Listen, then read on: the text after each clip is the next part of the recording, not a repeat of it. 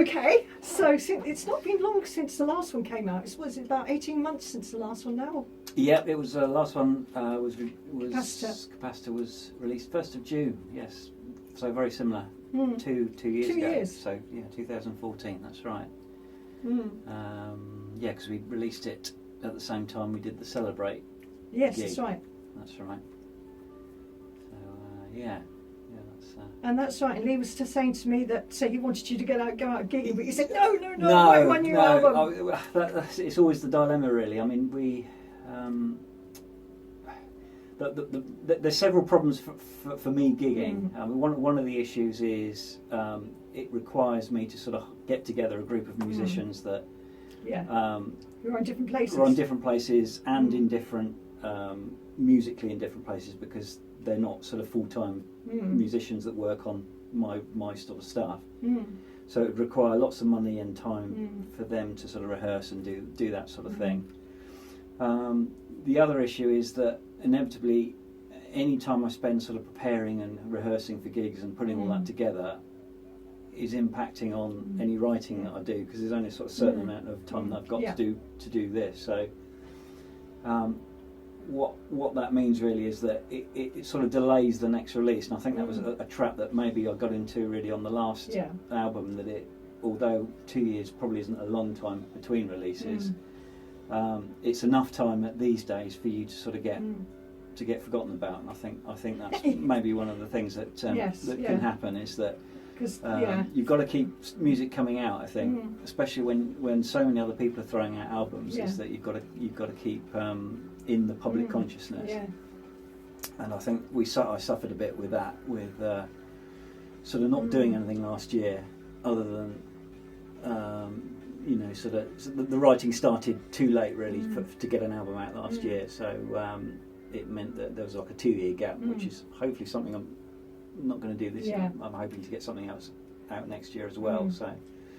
So yeah, gigs take a lot of time, they take a lot of money, and those bands that have done it have had very, very varied success, and especially at an introductory level, if you haven't got a good track record gigging, you can end up spending a lot of money and not getting much in return. So I think for the moment my aspirations sort of lie in the studio really.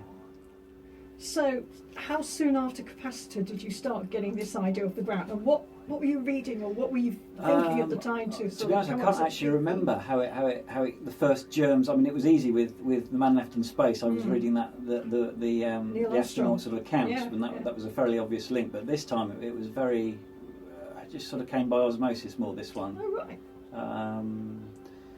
I think. How did you come by Albert Camus? That was a search about. I mean, I've always had an interest in sort of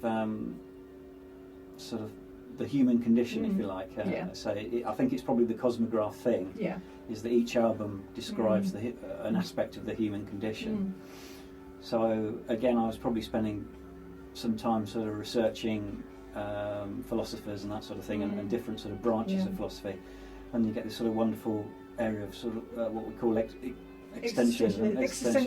Can't say it, but yes. And Albert Camus was a big exponent of that, and I just sort of got locked into that his sort of work and interested in what his view on things, because it was sort of fairly different, fairly frank and fairly brutal really compared to other philosophers. So I liked his style of laying it out very frankly in a sort of an honest, pragmatic way. So I don't think there was any one particular thing. It just sort of happened really. I'd say at the same time I was probably sort of looking at reading a lot of watching a lot of science fiction films and that sort of thing. So it all sort of came together in a melting pot of ideas. And as I tend to do, I'm not very good at concentrating on one particular simple thing. It just evolved into something maybe overly complicated, but combining not only sort of Albert Camus' ideas, but also a science fiction sort of story as well. So it sort of crushed the two things together. Yeah. Sort of a quest for knowledge. Yeah. So it's a quest for knowledge, but it wasn't just about that. It was really almost like an X-Files type storyline. which sort of brought the whole thing up to date, really. Because I mean, the myth of Sisyphus was written in 1942, I think. Yeah, the man pushing the boulder up the hill constantly. Yeah. So I mean that really is the nub of the whole thing. It's the man's constant sort of effort in pushing this boulder up a hill, and it's at this point that he stops pushing the boulder and then starts to come down the hill, and the ball rolls down, that he has this sort of moment of reflection. And I think that was where this character came in, that he was maybe in a job that like many of us are, where you feel that it's a fruitless and endless task, but you sit back from that sometimes and think, why am I doing this, and what's the meaning of it? Is there anything better than this? And that's really what. And I sort of extended that to the ultimate extreme and said, well, this chap, the character in the story, thought that his destiny maybe lied in another place, in another world. So in typical fashion, I sort of built this whole backstory around it, but some kind of salvation as a result. I think the way I saw it was that he felt that he had something to offer beyond the sort of the mundaneness of the human world. Yes. So he there's lots of references in the lyrics about him being sort of scornful of the human condition, but wanting to offer something that to another world. Like they need my design, they need something I have, and I need to sort of show the world that this is there is something better out there, or something different out there, not necessarily better. So you could construe it in a number of ways. I mean, you could say he was a complete madman and just gone completely off the rails. So I quite like the idea that people can sort of read what they want into it and take from it what they believe is the story's about. I like those sort of stories, really. Yeah. But it's such a dense album, Robin. It really is. It must. The layers and layers and layers that you put into it. It took an awful long time, I have to say, and I think more work went into this one than any of the others, especially at the end. So I got very, very close to finishing it, and had a sort of fairly big creative crisis, and thought it's not there. Yeah. Right, there were almost up to the mastering stage, and thought no, there's more that needs to go in here, or more depth that needs to go in. And a whole raft of extra bits sort of came out of me and into it, and things moved on again. But it's a big multi-layered beast for sure. Yeah. And I think it jumps around all over the place in terms of style as well, and almost genre really. I mean, some people might listen to it and think it comes across maybe inconsistently, but I think the story links it together. I think there are big differences in musical style. Yeah.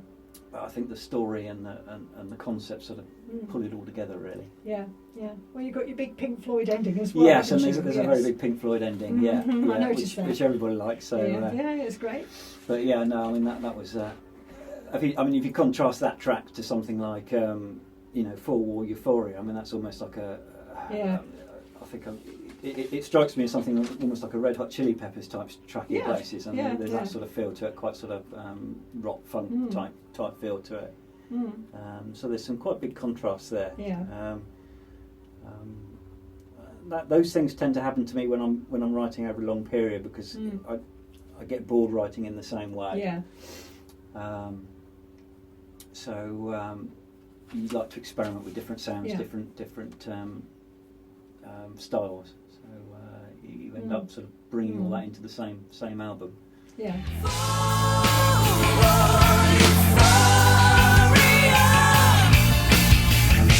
You just take what you need.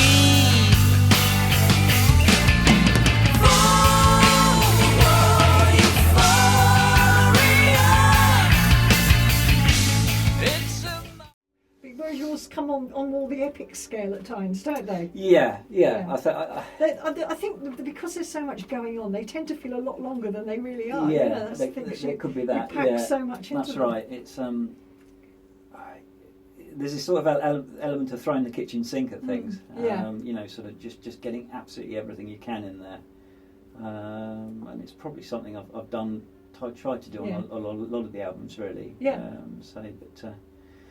I've started songs very simply. I mean, the song RGB started off incredibly simply. It was just literally that sort of beat with the electronic drum beat starting off, and the very sort of telephone style vocals on it. And it ended up morphing into something a lot different. I mean, that's how it sort of tends to work, really. So I'm not sure I can write anything too simple, really. But yeah.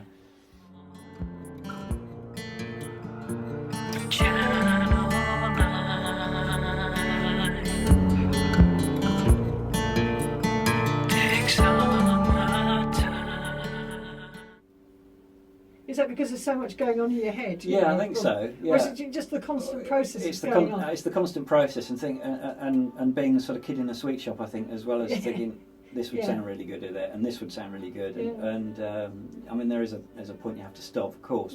But it's the point you feel you're starting to destroy it rather than add to it. I think that's the point I sort of it's negative rather than positive. That's right. I start to say, right, no, that's it, stop, and leave it there and move on. But otherwise there's a danger of. Do you think you can over tinker something at times? Yes, absolutely. Or overproduce, over. Yeah, I mean, I got. I mean, mixing and mastering your own album is. I mean, it's a route to insanity. It really is. I mean, particularly with the mastering phase, I became very, very obsessive about it. And I lost the wood for the trees. I couldn't get any objectivity with it at all. I was just wrapping myself up in how it sounded, how the bass sounded, how the drums were sounding on each track, making sure that the levels were absolutely right and everything else. And I have to say, it became an unpleasant process towards the end, much more so than any of the other albums. Really? This one's made you suffer for your art a bit, hasn't it? It did, and I was spending just every waking moment trying to get it right, and it became an obsession, and it wasn't a nice experience. That's not a good thing. Yeah, and I got to the stage where I almost said, no, I've got to leave it. But thankfully, just before I got to that stage, it finally fell into place. But it wasn't a nice experience. I mean, writing music for me and actually getting those initial ideas down is probably the best part, really. And refining it is lovely, but when it gets to that, you got it to 90%, and it's the bit between 90 and 100%. It starts to get ever more painful as it gets to that 98, 99%, and knowing when to quit.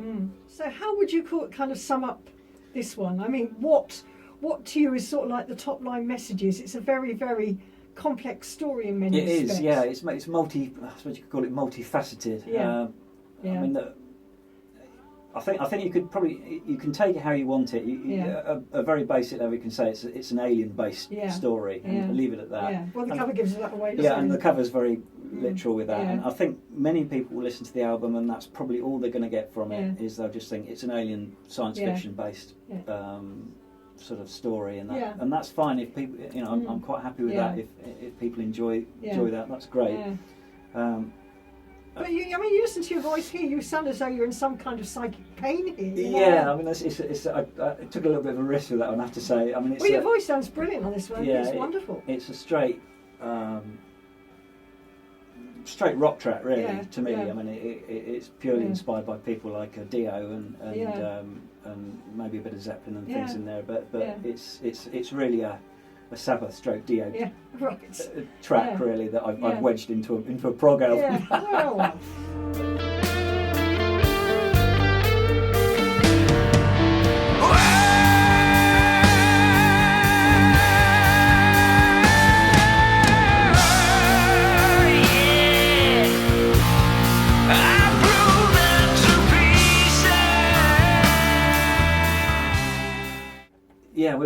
So I mean, in terms of sort of, you've got the alien sort of thing, you've got the deeper sort of philosophy thing. I mean, I hope some people sort of pull that out and maybe sort of analyse that sort of thing. there's a lot of things going on. There's a lot of little not so much twists. I mean, I think the story's fairly well documented and obvious in the way it goes. There's not really a twist and turn plot. It's more about the what I try to do is create the atmosphere really, and let people just sit within that atmosphere of the album. So I love sound effects. I love building the whole sound design and sound stage within the album. So I mean, I really designed the whole thing to be immersive in terms of you sat there with your headphones on.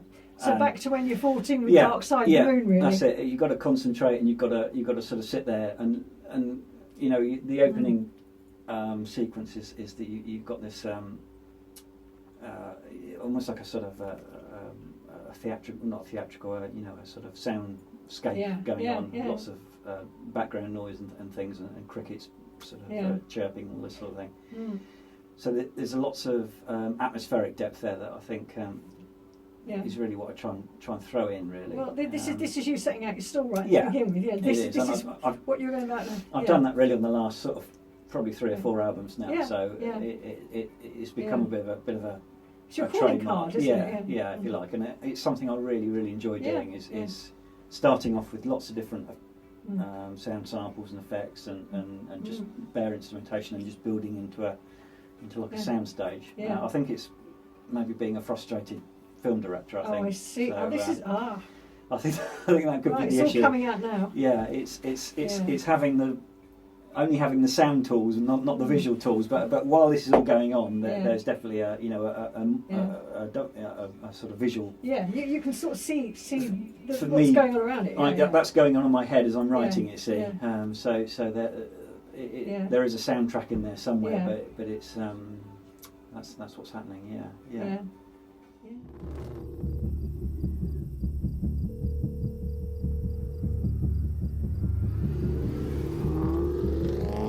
John, you know what to do. Hey, John, it's Tom. Talk to me, dude. You haven't shown up for work for 3 days straight. No calls and no explanation. You have a deadline. To correct it, to reassign it. Artists, the sort of narrators and... there's they all beat a path to your door to get on it, are they? Well, I mean, I've been lucky with that, really. It's some have come from Facebook. Some have come from. This time, I directly went out and hired a few people as well. Wanted some really good American voices. For some of the parts, so I hired a few sort of voiceover people. For there's 1 or 2 names that look quite theatrical there. And.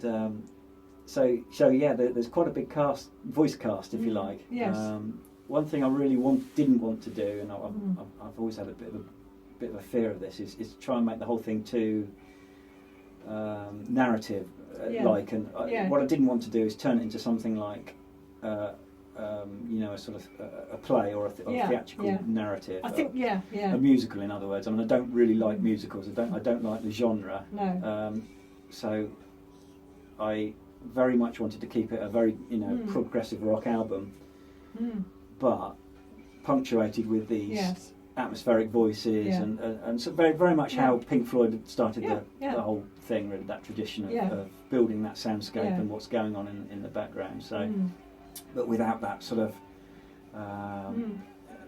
cheesy sort of narrative that you get. I don't. It's not something that appeals to me. No, it's not. That's something giving you what's going on in the story as it goes along. That's not really what I'm trying to do. But you see, I think when you had something like the lovely poem on when they started studio, that really worked. Yes, kind of like that was kind of set the scene. I mean, I have to say it's a difficult one to top that. I mean, I'm sort of conscious that now is probably still my most successful track in terms of exposure. So I've actually strayed quite away from that in terms musically, but it's a difficult act to follow. So I don't think I particularly wrote anything massively better than that. It's just that it's all gone in different directions, which is good. It's all good, but it's an area I'd like to try to go back to as well, the more symphonic sort of sound. So, but in each of the 4 that you've done, you know, in quick succession, you've done on the bounce almost. I mean, you've taken a different sort of aspect of life and sort of put a whole story around it, a whole narrative around it. Yeah, I think so. Yeah. So I mean, the Man Left in Space was about the drawbacks of success, really. I mean, that was the central message there. That was a superb album. I remember the conversation we had about that. You know, what goes wrong when people are successful, and there's some quite spectacular things that go wrong when you become successful. Yeah. And that was really that one. And obviously When Age Has Done Its Duty was really about growing old and the fear of growing old and what happens to you. And then Capacitor really was a sort of more ethereal sort of theme. I loved Brad Burz's explanation. He said it was an Edwardian trip through Hades, which I thought was a fantastic explanation of it. And what about the fan base? You must have noticed that you're getting more and more I mean, interest. It's something that, say, with the release of Capacitor, I did notice that after the release, I had this sort of period where there wasn't much going on in 2015. And you get the feeling that, say, with all these albums coming out, that your fan base is sort of drifting away, and you've then got to go through the same challenge to then bring them back again. It's very much felt as a constant promotional thing to try and drag everybody back in and say, "Oh, I'm still here, I'm still making music, and something's coming out next year." You could, when you make the Facebook posts and the Twitter posts and things, you can hear yourself going, you know, surely they can't be interested in yet another post saying album coming out in so and so, but people generally do seem to be interested. Nature laughs at your conviction.